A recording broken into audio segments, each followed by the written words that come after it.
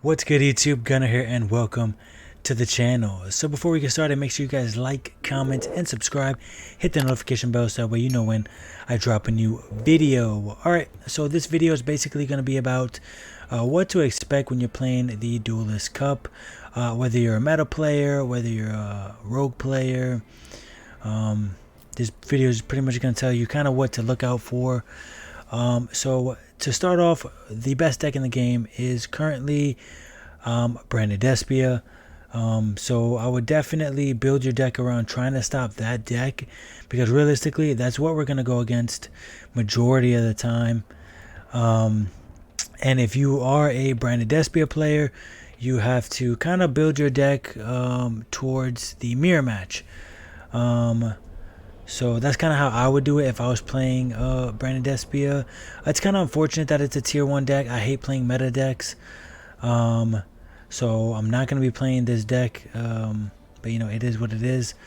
But yeah, pretty much just be prepared to play against Branded Despia. Also be prepared to play against Dragon Link. I know Dragon Link is pretty popular. And then I believe Spiral has actually been playing very well, depending on kind of maybe what the tournaments are looking like, and you know, things of that nature.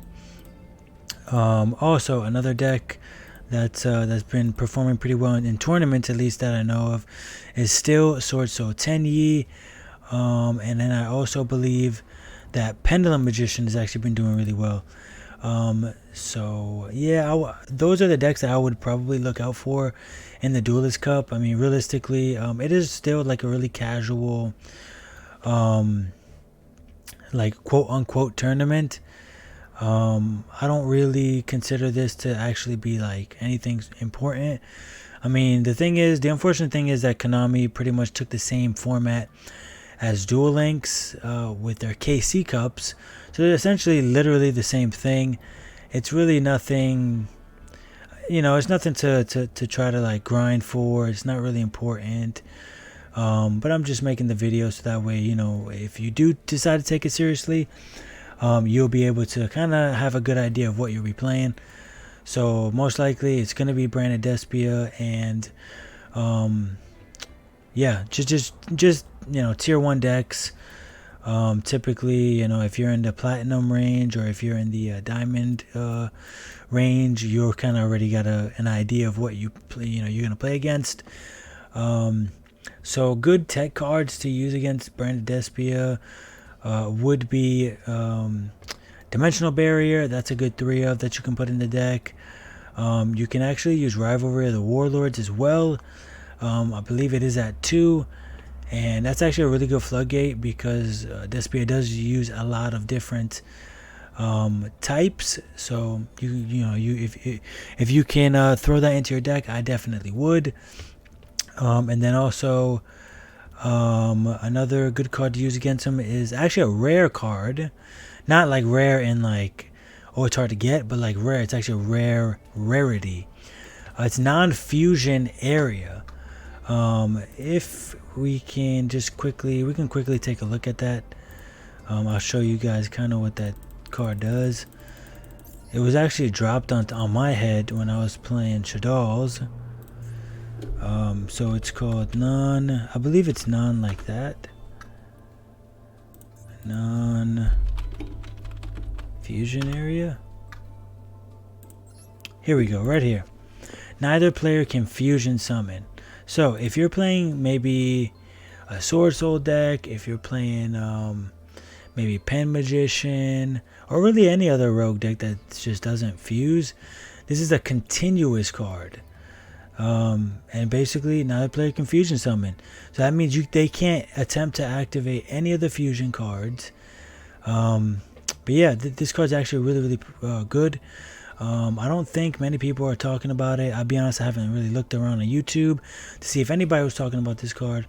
But this card's actually really crazy and really nice.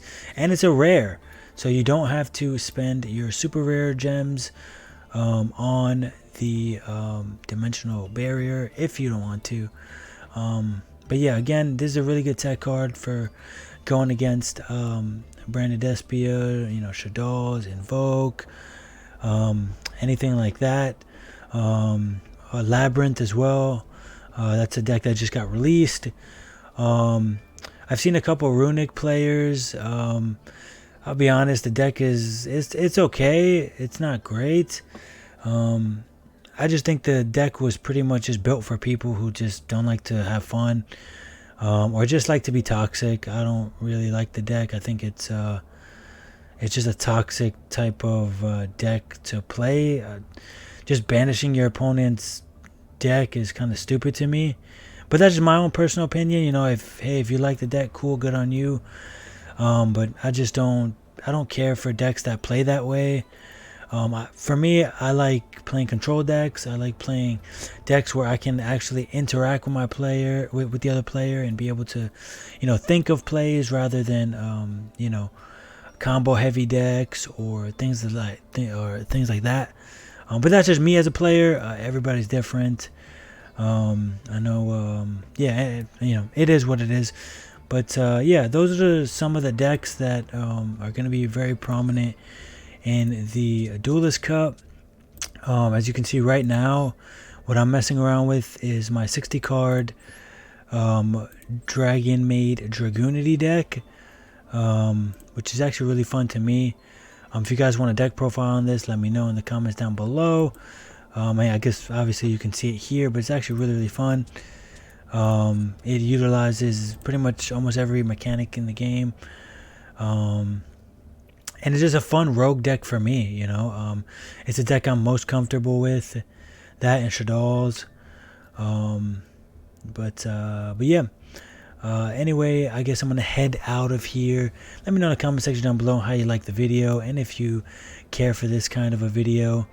Alright guys, have a good one, and later.